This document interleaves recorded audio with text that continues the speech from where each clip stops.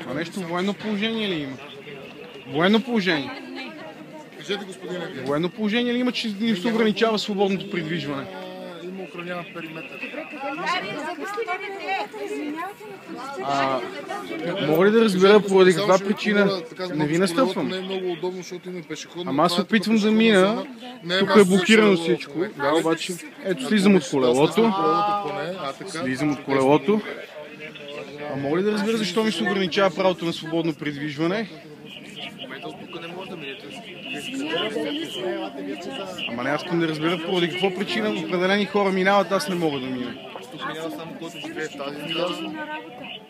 По силата на какъв закон ми се ограничава свободното придвижване в публична зона, градска?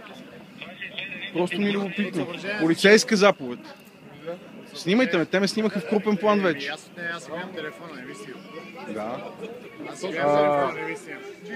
Тоест, има някаква полицейска заповед, която определя този периметр и блокира центъра на града. А без полицейска заповед, добре. Тоест не мога в момента да мина по публична улица. Сигурно се може, защото има привърженици на атак и е опасно да не ви набият. Заради това. Окей. Вие се действаме и мислиме за вашето здраве. Пазите ни от депутатите да не ни изведат. Депутатите. И депутатите ни пазите от народната любов. Не, пазите ви от други.